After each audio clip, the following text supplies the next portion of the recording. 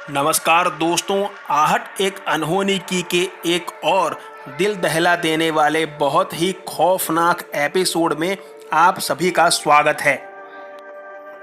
प्रणय की नई पोस्टिंग हुई थी आसाम के जंगलों में फॉरेस्ट गार्ड के तौर पर। प्रणय ने काफी मेहनत की थी इस पोस्ट पर आने के लिए। प्रणय एक गरीब फैमिली को बिलोंग करता था।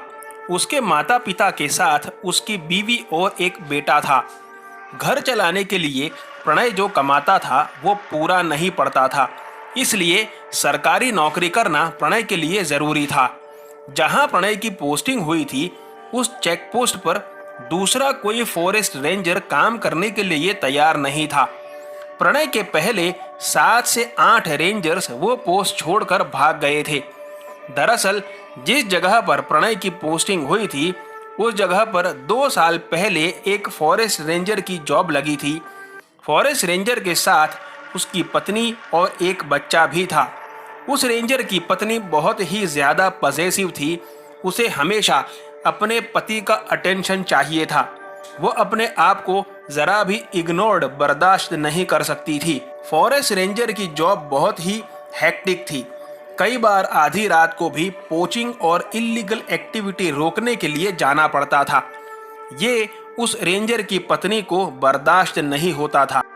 वो रोज अपने पति से झगड़ा करती। धीरे धीरे वो डिप्रेशन में चली गई।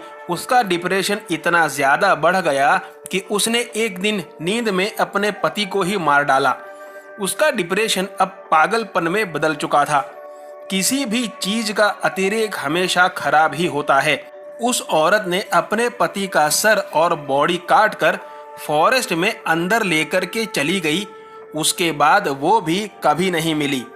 कुछ समय बाद उस रेंजर की पत्नी की लाश फॉरेस्ट के एक तालाब के किनारे पर पड़ी मिली और उसके बाजू में उसके पति की लाश के टुकड़े। उस औरत का नाम था अनामिका। अनामिका जो एक पागल औरत तो थी ही, अब वो बहुत ही खतरनाक चुड़ैल भी बन चुकी थी। वो उन सभी फॉरेस्ट ऑफिसर को मार देती थी जो अपनी पत्नी के साथ नहीं रहते थे या उन्हें प्यार नहीं करते थे। अनामिका एक खूबसूरत चुड़ैल थी जो खुद पर मोहित होते देख किसी भी शादीशुदा आदमी को जिंदा नहीं छोड़ती थी। ये कहानी प्रणय को भी पता थी, लेकिन प्रणय भूतों में विश्वास नहीं करता था, इसलिए उसने उस पोस्ट पर काम करना स्वीकार कर लिया था। प्रणय को 3 से 4 दिन हो चुके थे अपनी पोस्ट ज्वाइन किए हुए। एक दिन अमावस्या की रात थी और उसी समय प्रणय का मन भारी भारी लगने लगा। उसे इच्छा हुई कि कुछ ताज़ी हवा ले ली जाए ताकि मन हल्का हो जाए। करीब 12 से 12:30 का समय हो रहा था और प्रणय उसकी ऑफिस से कुछ दूर एक तालाब के किनारे जाकर के बैठ गया। तालाब के किनारे पर ठंडी ठंडी हवा चल रही थी, जहां प्रणय को अब अच्छा महसूस हो रहा था। उतने में किसी औरत के रोने की आवाज से प्रणय का ध्यान टूटा। वो इधर उधर देखने लगा, तब उसकी नज़र दूर लाल साड़ी में बैठी एक औरत पर गई जो अपना मुंह नीचे किए हुए बड़े जोरों से रोए जा रही थी। प्रणय ने वहां से बैठे बैठे ही आवाज लगाई, कौन है वहां? उस औरत ने कहा कि मैं जंगल में खो गई हूं, मुझे मेरे घर जाने का रास्ता नहीं मिल रहा है। इतनी रात को कोई औरत तालाब के किनारे क्या करेगी? उसने अनामिका की कहानी पहले से सुन तो रखी ही थी। प्रणय ने कहा, देखो डरने की जरूरत नहीं है, अगर तुम चाहो तो कुछ दूरी पर मेरी ऑफिस है, वहां चल सकती हो मेरे साथ, सुबह तुम्हें घर पहुंचा दिया जाएगा। औरत ने कहा, ठीक है। प्रणय आगे आगे चल रहा था और वो औरत पीछे पीछे चल रही थी। प्रणय ने उस औरत से बात करना चाही, इसलिए पीछे मुड़ा तो पीछे कोई था ही नहीं। अरे ये क्या, वो औरत कहाँ चली गई? क्या हुआ, मुझे ढूंढ रहे हो? प्रणय के आगे से ये आवाज आई। उसने देखा तो वो औरत प्रणय के आगे खड़ी थी।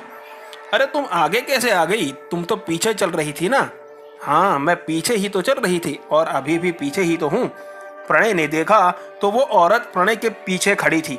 अब प्रणय को समझते देर नहीं लगी कि ये अनामिका है। उसने अनामिका की कहानी तो पहले से ही सुन रखी थी और ये भी सुन रखा था कि अगर अनामिका से सामना हो जाए तो बचना कैसे है। प्रणय को पता था कि उसे तालाब से दूर भागना है और वो अपनी ऑफिस में ही सुरक्षित रहेगा। प्रणय वहां से भागने लगा, लेकिन ये क्या, वो जितना आगे भागने की कोशिश कर रहा था वो उतना ही पीछे पहुंच जाता था। वो बिल्कुल तालाब के किनारे पहुंच गया। वो डर के मारे चारों ओर देखने लगा। तभी फिर से आवाज आई, मैं यही हूं प्रणय, मुझे ही ढूंढ रहे हो ना। इतना सुनते ही प्रणय ने पीछे देखा तो अनामिका उसके सामने खड़ी थी। अब की बार वो लाल साड़ी में नहीं थी, बल्कि वो खून में नहाई हुई थी, पूरी खून से सनी हुई, सर से लेकर पांव तक। प्रणय बहुत ही ज्यादा डर गया। वो अनामिका के हाथों दर्दनाक मौत मरना नहीं चाहता था। वो डर की वजह से सीधा तालाब में कूद गया। दूसरे दिन प्रणय ने पाया कि वो तालाब के दूसरे किनारे खड़ा है। सवेरा हो चुका है, न अनामिका है न कोई और।